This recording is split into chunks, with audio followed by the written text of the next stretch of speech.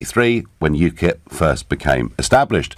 But despite the difficulties of getting new parties off the ground in this country, there is no lack of enthusiasm out there for people to form them. And it's remarkable that last year 51 new political parties were set up and registered, and that this year in 2018 already there have been 13. Now, we don't hear much about them generally, and one of the things this show always wants to do is to try and make sure every range of opinion gets debated.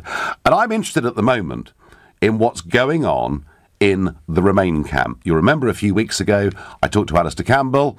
He claimed that the Remain side weren't very active and weren't doing very much. I didn't quite believe him. Seems to me there's a lot of activity on the Remain side out there.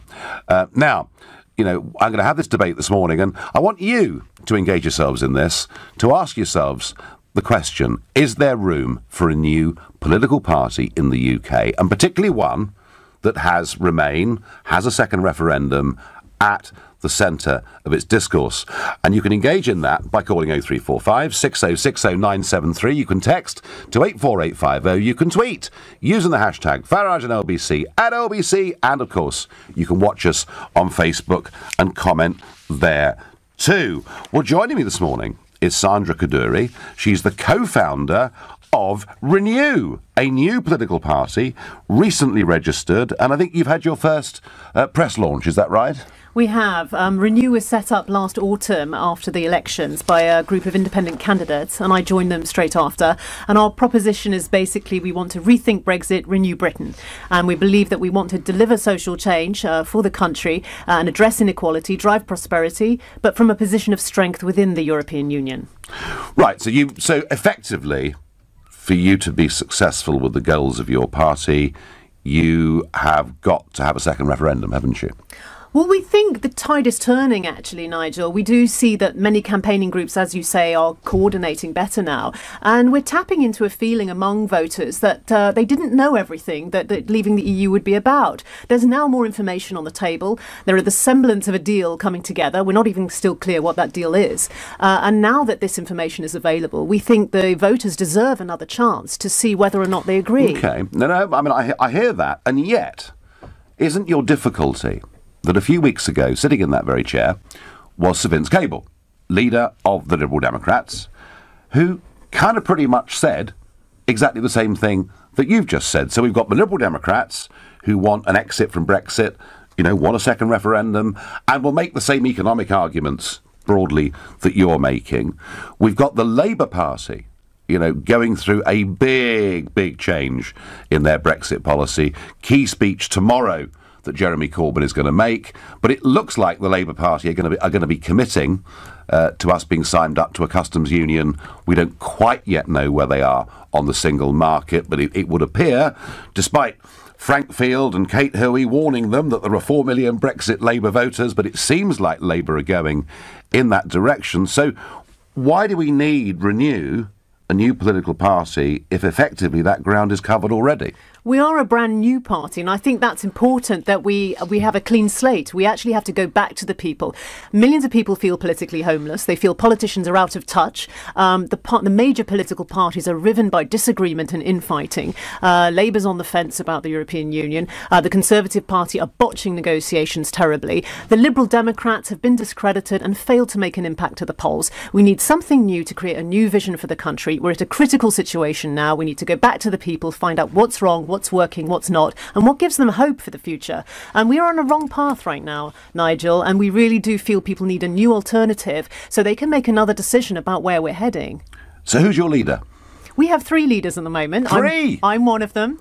Yes, 3? It's a new how on earth are you going to get the British public to understand a political party with 3 different leaders? Actually, I think it's a really wonderful proposition. We've got 2 of our leaders are currently out and about, a Listen to Britain tour. We're carrying out surveys to ask people what's working, what's not, what gives them hope.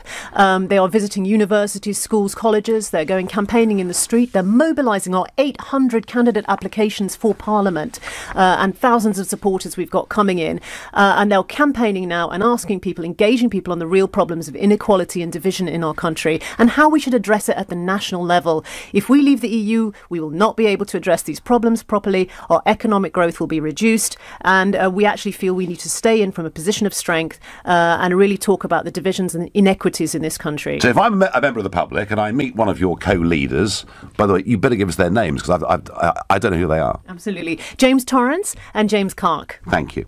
So I'm out there and I meet one of the Jameses on the street and I say, right, new party, Renew. OK, what's your policy on the National Health Service?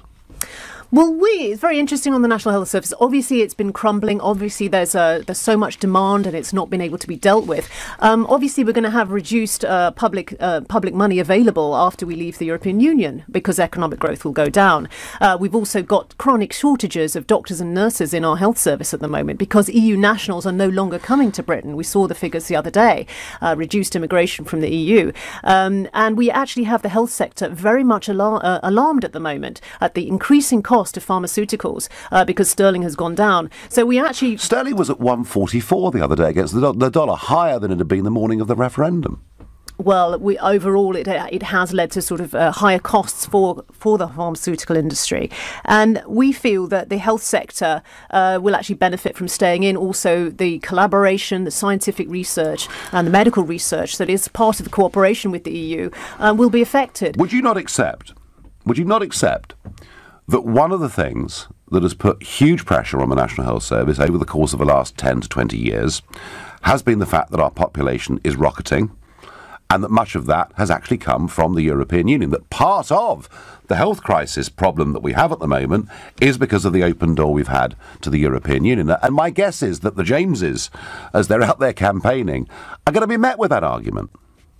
Well, obviously, I mean, immigration is an interesting and important issue, and it does need to be addressed properly. There are restrictions we could put in place that the EU has offered, where we could actually see that people who have not found a job within 3 months and are a burden on the health social services could be returned home. But overall, immigration has largely benefited this country, and we've seen a great diversity and skills being brought in. Businesses are currently alarmed by the reduction of numbers of people from the EU. It's enabled growth in our country and productivity. And we have to be careful about misinformation about immigration.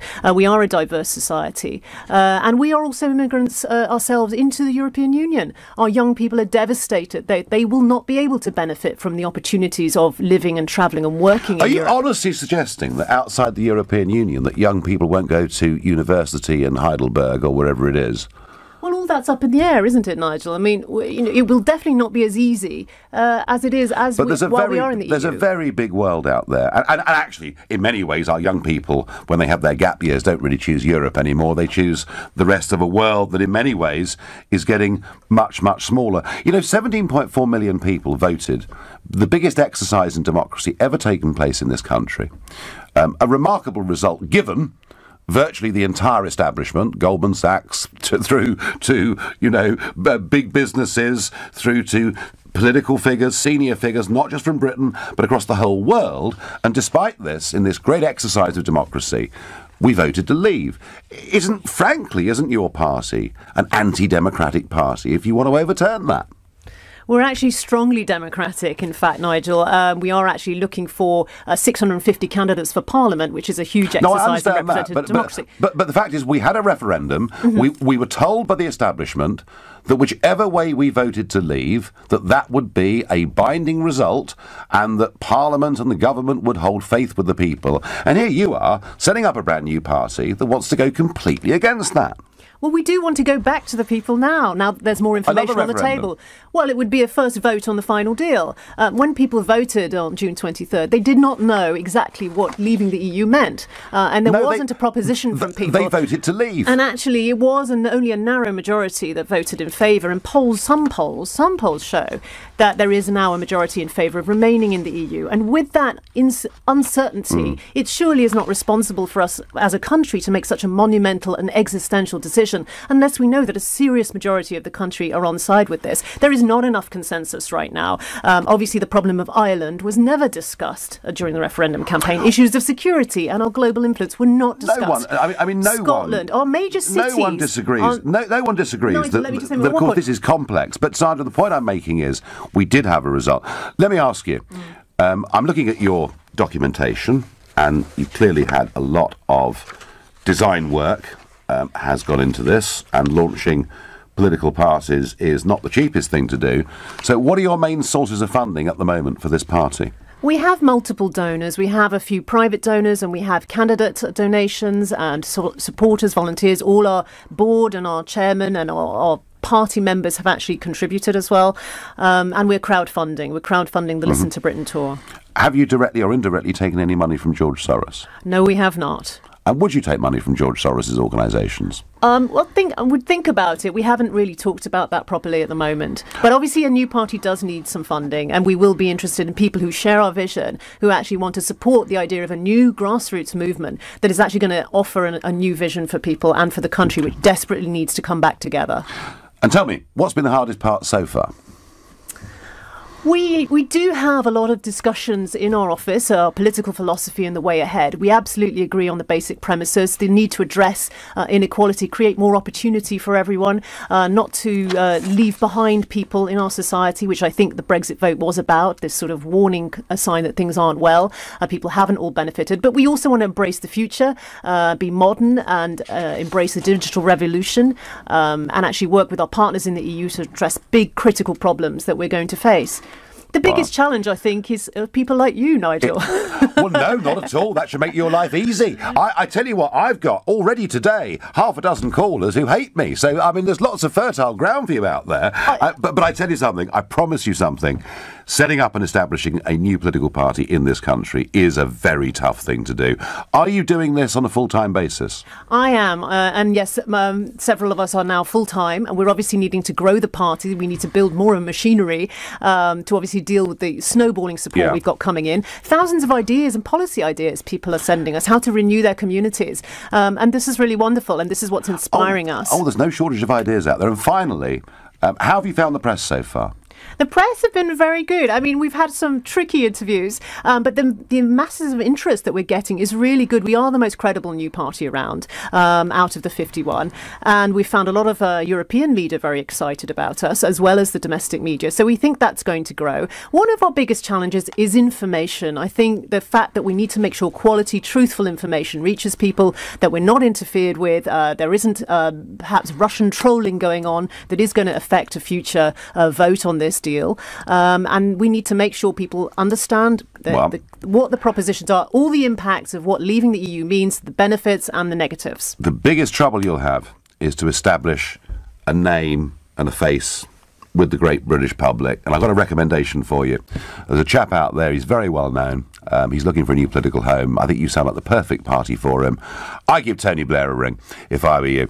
We're not going for Tony Blair. No, not Tony Blair. Well, there you are. But he's well known. That was Sandra Kaduri, the co-founder and one of the three leaders of the Renew political party, a new political party. And I want to know from you, is there space, is there room for a new political party in this country, especially one that basically wants to overturn the Brexit result? You're listening to the Sunday edition of the Nigel Farage Show, exclusively on LBC. It's now 11:17. Never let it be said that the Sunday edition of the Nigel Farage Show is not open to all points of view. I think actually, over the last few months, I've given Remainers a lot more time than I've given Leavers.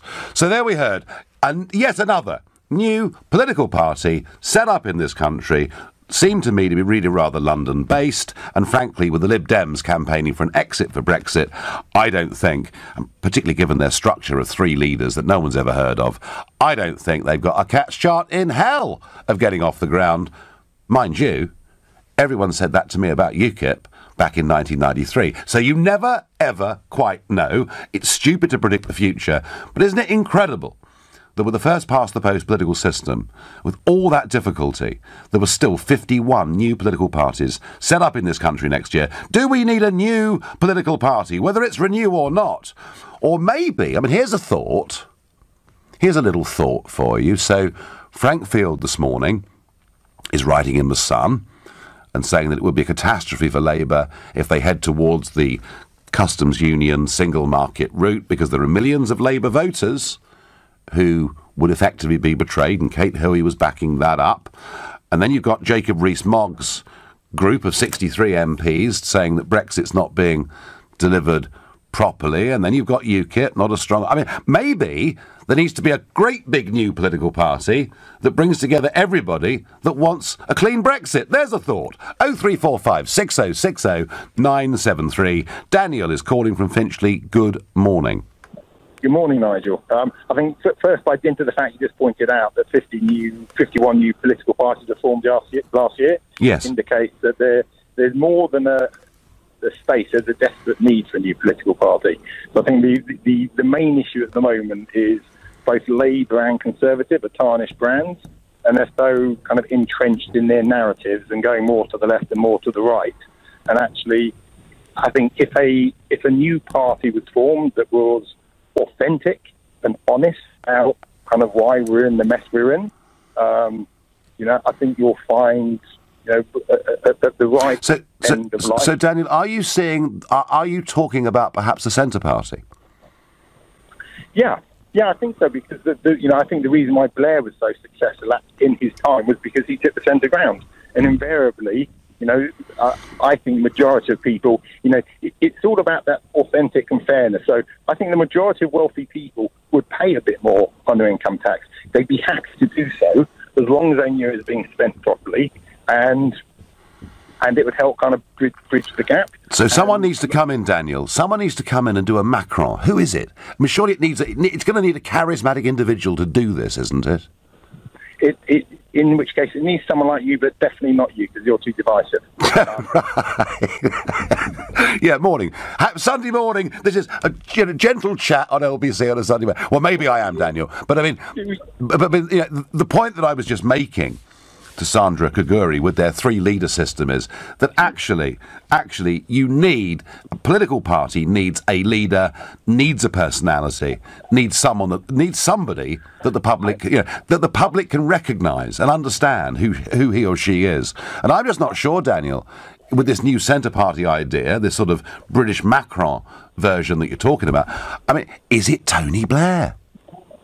No, because again, he's too tarnished a brand. I think what you need to set the stall out and set the policy out, and then the actual, a leader will emerge. But first of all, you've got to set the policies. And and Daniel, where would this party stand on Brexit? My own view is that I think a lot of the narratives around Brexit were wrong on both sides of the fence. So if you have to be fair and proper about it, I think the case needs to be presented again. And if you have a look at, I think, a lot of the decisions that were made, so, the issues we've got within UK infrastructure, within our schools, within our hospitals, are because governments, whether the Conservative... No, but Daniel, where does this party stand on Brexit? Is it for a clean Brexit? Is it for a second referendum? Because this is the issue of our times, isn't it? It is.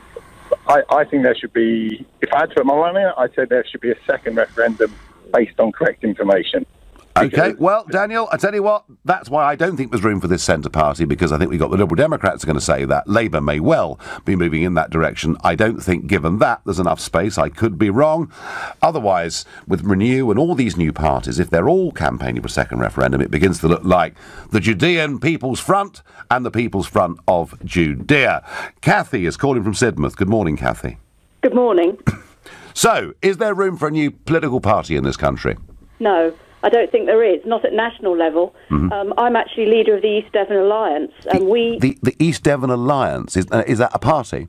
Yes, it is, indeed. Right. But we focus on local governments, local democracy. There's a desperate need for improvements in local democracy. Oh. The accountability. So, Kathy, just get this straight. So, unless you're part of a political party, it has to say independent, doesn't it, on the ballot paper? It does indeed. So, when you run for local council, it's East Devon Alliance, and that's clear, yeah? Yes. OK, interesting. Sorry, go on. Yeah. Yes, and what we stand for is transparency, accountability and democracy. And although it's fantastic that people get excited about forming new political parties, there's such a battle to be fought at local level where we're fighting the impact of government policies every time we're at a council meeting. And how many councillors, Cathy, do you have across East Devon? We got 10 councillors elected in 2015 as East Devon Alliance, and we now also have a county councillor as well. Interesting. And do you get the feeling that people like the concept of a local political party?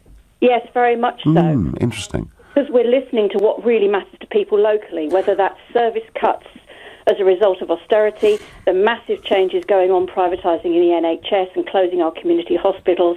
These are the things that people can really see we need to be fighting about. Everything is being focused on Brexit, and I understand, of course, that's a massive issue, but that's very outward-looking, and people also need to consider what's happening locally as a result of what the government's doing now. Isn't it, Cathy? Another party just confuses things even more. Isn't it a bit sad in a way? I mean, wouldn't it be better, perhaps, if we had no parties at local level and everyone stood as independents and stood on the merit of who they were? It would be, yes, and I think, local politics does cause a lot of issues in its own way when you're applying government policies to it. But there's also the concept, of course, that you can't get away from, is that government sets things like council budgets. Yes. How councils then act on that tends to be party political. Yeah, and I get it. Yes, the theory of not having political parties is very attractive, but in reality, it doesn't actually work. Cathy, thank you. James is calling from Spitalfield. James, good morning. Good morning. Nice to speak to you. Nice to speak to you. I listened to that lady from that new political party. Was it Revoke or Renew? Renew. Recant. That's a great time. You've just given. I tell you what. By Thursday, there'll be a new political party registered with the Electoral Commission called Recant. I bet you it. Sorry, James. Go on. That's right. Well, I just think basically it's a good thing, and the reason is because now people that want to whinge and vote for Remain can split their votes between the Greens and the Lib Dems and Labour, and using our first past the post system, actually that harms their cause, and it's good for our cause. But the point I wanted to really make was, with first past the post, UKIP did really well in 2014 in the European elections. And the European elections are, I know they're by a different system, but... Well, under PR, James, UKIP won. We won. We came first in the United Kingdom. But it feels like it was about... The European elections was about a particular issue. And when it came to the general election in 2017, all the people in the north, most of them, who had voted Leave in the referendum, were offered sort of pure socialism by the Labour Party that then lied to them about their intention to properly leave the EU, deceived them, and they all just switched back to voting Labour. And it just struck me that... So where do they go now, James? Well, what needs to happen, I think, is there needs to be a left-wing Leave party. And I think people in Sunderland, people in Hull...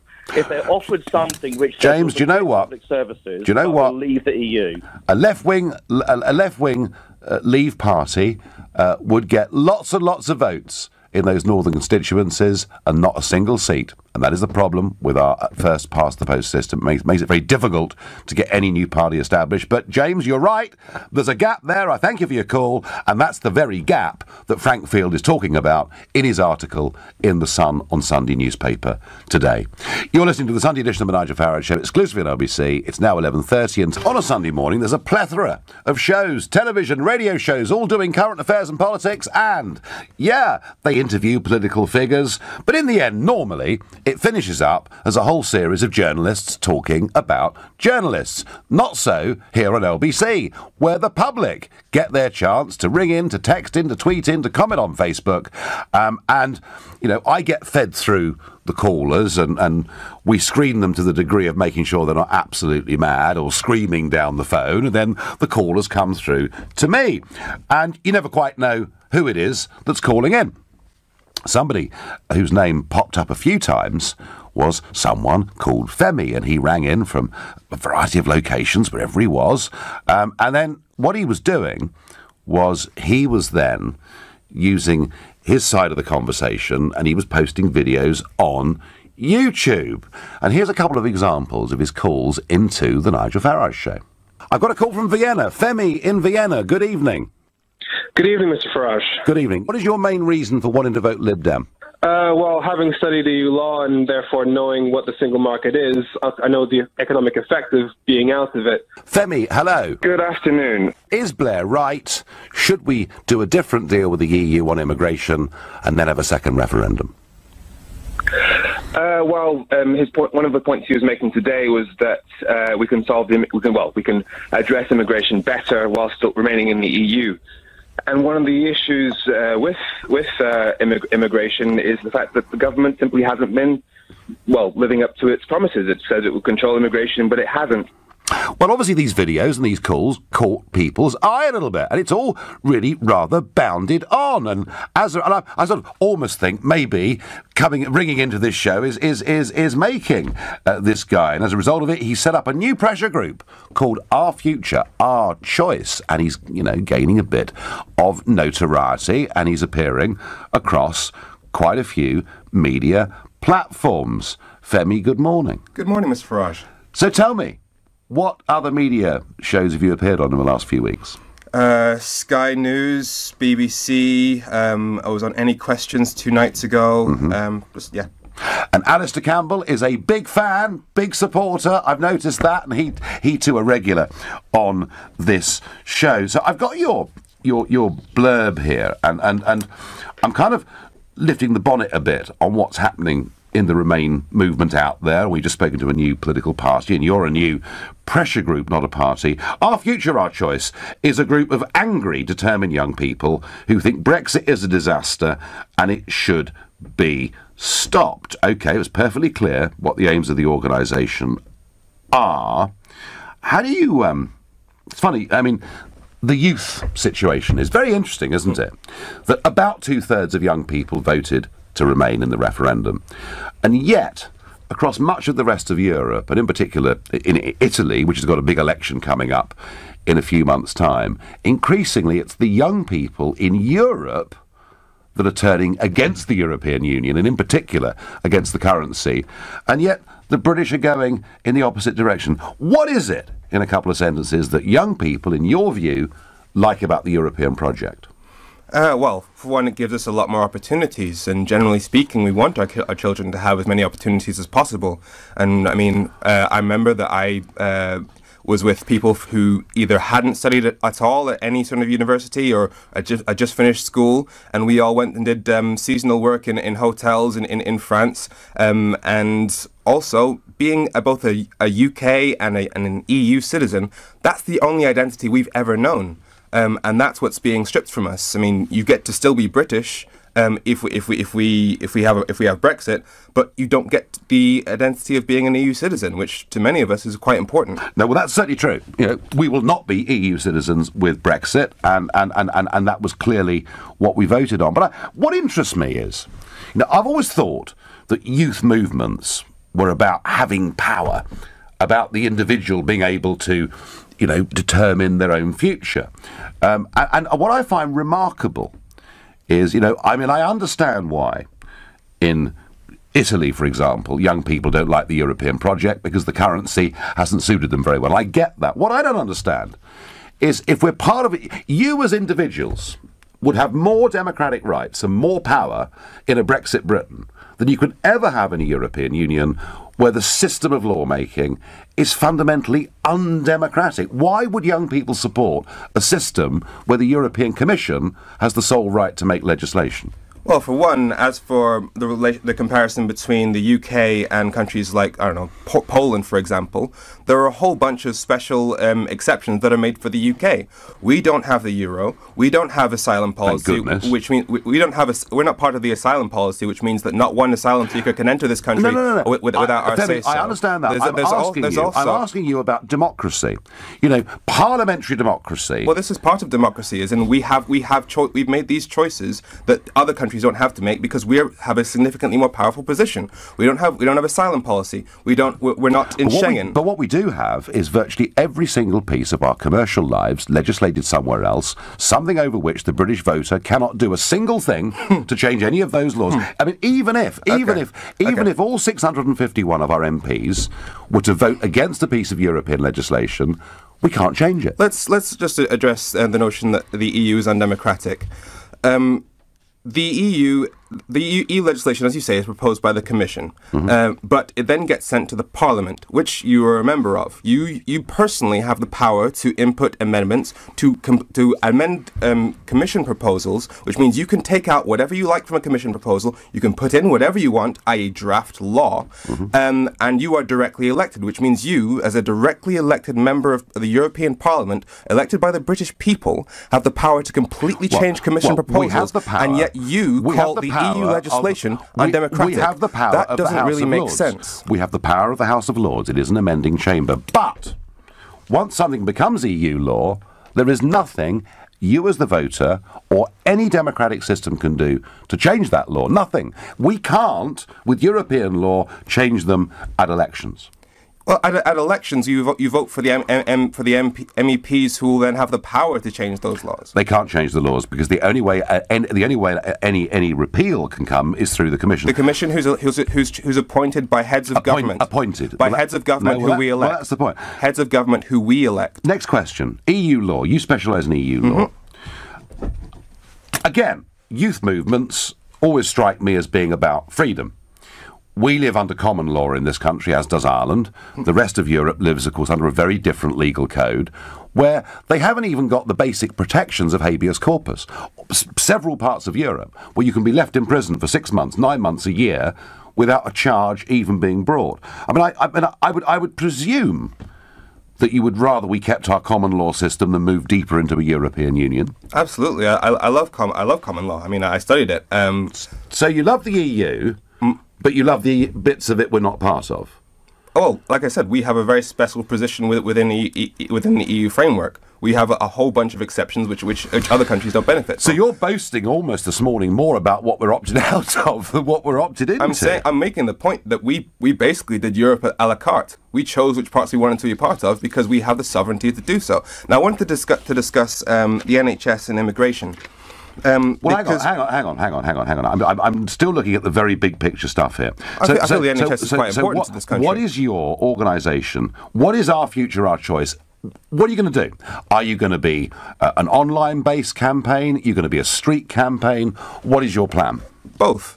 2 days ago we were in Hull speaking to some local people, including fishermen, and many of them, in fact, we spoke to several Leave voters who actually said, "I voted Leave. I still think we should leave. However, the government is making a mess of this deal, and there we'll find some very broad agreement." Yes, and many Leave voters are of the opinion that if this government comes back with a deal that is going to hurt us, we, the people, should be able to say, actually, stuff that. We don't want this. So will you, as you did at the last election, be an organisation? I mean, you voted Lib Dem, I believe, last time. Actually, I changed my mind. Strategically, I voted Labour, even though I'm in two minds about that now. Okay, but Jeremy Corbyn himself, of course, has always been a Leaver, hasn't he? He's always had Eurosceptic opinions, but I really wanted to touch on the NHS. No. Listen. I mean, I'm sure you've got a very full group of things you want to campaign on, but I'll ask you one quick question about the NHS, which I asked the previous interviewee. Would you accept that a population that has risen beyond anything we've ever seen in this country before has put massive pressure on the National Health Service? I'd say that EU migrants make up 5% of the UK's population, and yet they make up 10% of our doctors. So rather than EU immigration being something that threatens the country, it is literally keeping it alive. And instead of pointing out the fact that the arrival of EU migrants is helping our NHS, what did you say? And I quote, before the referendum you said, there is nothing we can do to stop unlimited numbers of EU people coming to this country and enjoying the same rights and privileges as all the rest of us. Yeah. And then, when I pointed out to you in a conversation that we had that under EU law, you can't come here without a job unless you have enough resources to not become a burden. But that's never been enforced, Femi, and if it was enforced... So who do we blame? Do we blame the EU? Do we blame the EU? Do we blame the EU? If we started deporting people after 3 months because they haven't got jobs, you and your lot would all be screaming blue murder and saying we'd become some fascist dictatorship. So you're saying that it'd be bad to deport people? Do you accept? The UK has the power under EU law. Do you accept to put limits on immigration? A population rising by 500,000 every year has put huge pressure on the National Health Service. Given that EU migrants contribute more doctors than the UK population... So surely a country that's looking after its own strategic future, firstly it would plan how many doctors it needs, and of course we can't do that because we've not been able to predict what migratory flows have been.